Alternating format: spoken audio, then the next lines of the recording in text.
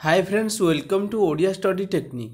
देखो friends UPSC civil service exam 2024 तरफ recruitment आसी सारी सिविल सर्विस एग्जाम रिक्रुटमेंट जो थे कि आपण मैंने थंबनेल तो देखिए जानी 1056 पोस्ट ए रोचे टोटाल वैकेंसी ए बयस सीमा केते रही योग्यता कौन थी आपण मैंने फॉर्म टी अप्लाई करेंगे।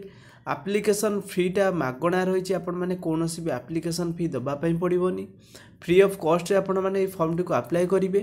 ता सहित आपण मानकर एग्जाम डेट एवं आपण मानकर ऑनलाइन लास्ट डेट एवं स्टार्टिंग डेट केबे रोची आपण मानक यही वीडियो माध्यम डिटेल्स रे जनईनेबी।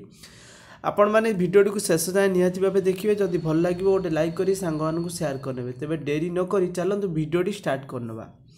यूपीएससी सिविल सर्विस एग्जाम 2024 तरफ नोटिफिकेशन आसी सारी जो थे कि आपण मानकर देखो ये पोस्ट डेट टोटाल वैकेंसी कथा कह गले 1056 अप्रोक्सीमेटली लिखा जाइए।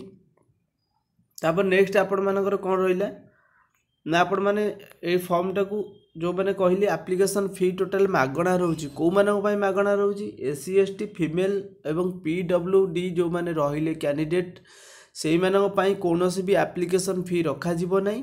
अदर कैंडिडेट जो मैंने रहिले ये एप्लिकेशन फी 100 टंका देकी से मैंने अप्लाई करें। मन रखिए अदर कैंडिडेट को हूँ 100 टंका एवं SC ST female and PWD candidate को टोटाल फ्री ऑफ कॉस्ट आपण मैंने फॉर्म टी अप्लाई करेंगे।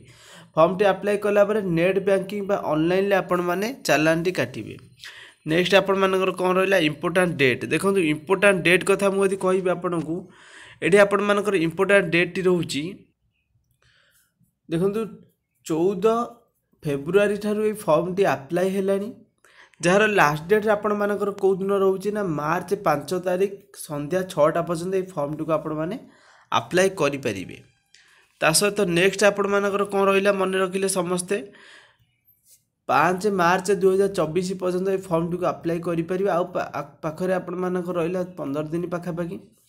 नेक्स्ट आपणकर प्रिलिमिनारी एग्जामिनेशन कौ दिन हम ना 26/5/2024 मे मास 26 तारिख रे आपण मानकर प्रिलिमिनारी एग्जाम टी हम। नेक्स्ट एज लिमिट कथा जदि कहबी एज लिमिट आपण मानकर रोची मिनिमम 21 वर्ष होइतिले आपण माने फॉर्म टी को अप्लाई करेंगे। मैक्सिमम 32 वर्ष 21 रु 32 वर्ष जदि आपणकर बयस सीमा रोची ताले आपण माने फॉर्म टी को अप्लाई करेंगे। 1/8/2024 को जदि बयस होउथो ताले आपण माने फॉर्म पई एलिजिबल होई परिबे। ता सहित आपण मानकर कोन रही ना जदि आपण मानकर डेट ऑफ बर्थ 2 अगस्त 1992 रु 1 अगस्त 2003 वर्ष भितर आपण मानकर डेट ऑफ बर्थ जाउथबो डेट ऑफ बर्थ थिबो ताले आपण माने फॉर्म टी पई एलिजिबल रहिबे। समस्त मन रखिबे 2 अगस्त 1992 रु 1 अगस्त 2003। एज रिलैक्सेशन आपण मानक मिलिबो जहाँकि सिविल सर्विस जहाँ भी रूल थिबो ता अनुसार आपण मानक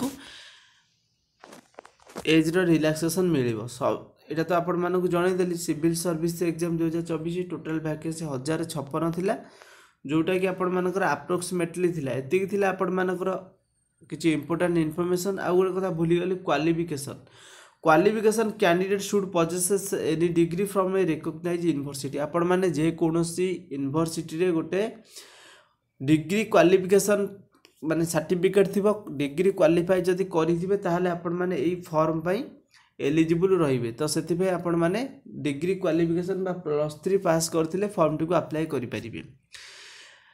तो सरीगला वीडियो रे आपण मानकर जदि किछि इंपोर्टेंट रोची समस्त डिटेल्स रे मु जणैली ताहाले कमेंट सेक्शन रे आपण माने पचारि परिबे। Thanks for watching.